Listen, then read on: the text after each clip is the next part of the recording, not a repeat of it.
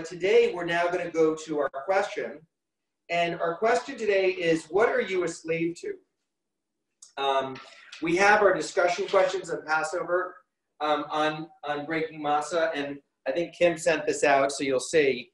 So tonight's discussion question, and these are really, if I said what's a meaningful thing for your Seder, is to have something small to eat, something plenty to drink, and most importantly, something to really think about. And if you are alone and you want to think about those questions, you can do it and share on Facebook with us in our community. If you have one other person, you can discuss it together or share it virtually. And so the question is, Passover is a story of children of Israel seeking freedom, wandering the wilderness, and basically getting into the promised land. And so basically, we're all slaves to something. And this is a moment to acknowledge what our slavery is. So what are you a slave to?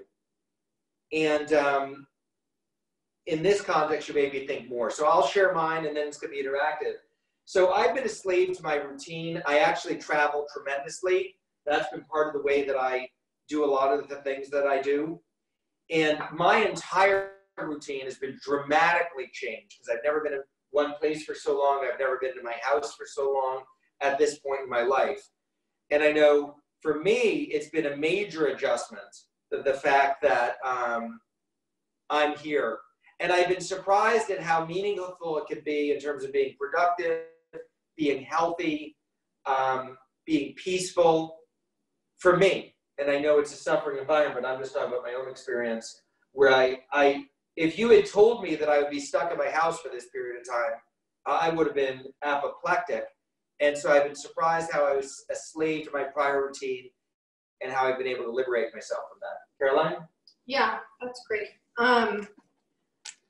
Yeah, I mean, I think this is a really good question. We've definitely done this one at some of our Seders. Like my dad probably mentioned, these discussion questions we usually send out, and then everyone at our Seder comes around and shares their answer. I think for me, probably one answer is kind of just expectations for myself in general. I think sometimes expectations are awesome and they're healthy and helpful for you to kind of set goals for yourself. But then sometimes you're not able to reach those goals for all different reasons. And I think that sometimes it's helpful for me to remind myself that that's just part of life and that's totally fine, and not feel as like you have to really adhere to every single expectation or goal that you set for yourself at some point, and instead be more flexible and kind of go with what's presented to you at the time. So that's kind of what I'm thinking about this Passover. Thank you for sharing. Literally 2 weeks ago, I wouldn't have had the expectation that Caroline would be with me for every night, and it's been, a blessing beyond words. So, Kim, are there anyone in the community that wants to share? If there's anyone that would like to share, you can type in the comments section, or you can raise your hand. Don't see anyone right now. Kim, do you want to share? Do you have something to share? Yeah, I'm, I'll do the one that we're probably all guilty of, and that is, the little device in your hand that, you're quasi glued to. I think it's really hard to disconnect, if you will.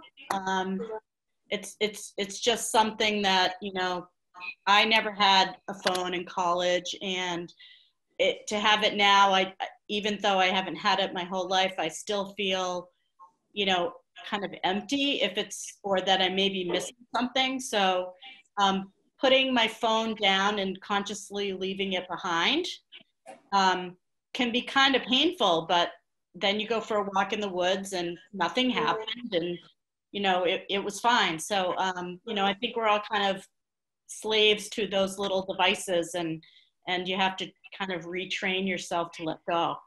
And I do see that Melise is raising. I'm going to unmute Melise. Are you there? I am. Hi. Hi. Hi. So I have a question, or I was going to ask this at the end, but I'm not sure if it's appropriate, but it's been on my mind all day. This is the first year without my mom for Passover, and it was always like we had a big, huge Passover, and now that we can't even be with a lot of family, I was just wondering, is there anything I can do special to honor her in such a way. Like, I'm not really sure. I don't know if Passover is the time. Is there any kind of prayer or anything I can do? Because I'm feeling really lonely, like, without her this year, and especially with other family members that, you know, I can't be around this year. So. Thank you for sharing, and I just want to extend my heart to you. I lost my mom a number of years ago, and I wrote about this on Breaking Matzah. It's a year of firsts. The first Passover, you're not going to be together. The first Mother's Day, it's a whole cycle. And so, for me, what I found is I found blessings in her memory, and that's what I would encourage you. Is there a memory that you have that you share?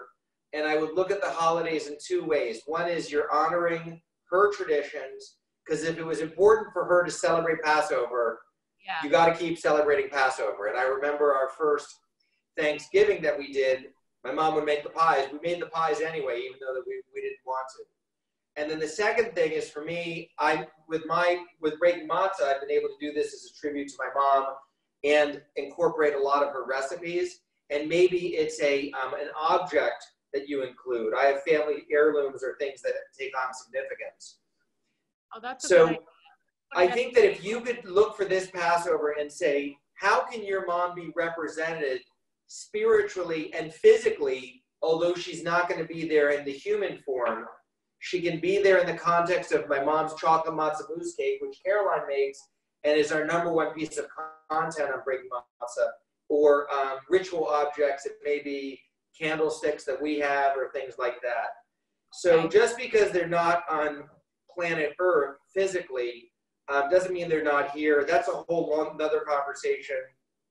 Right. In 2 Kings 2, we have Elijah and Elisha, and Elisha is saying to Elijah, what can I give you, as he's about to leave? And he said, I just want a double portion of your soul.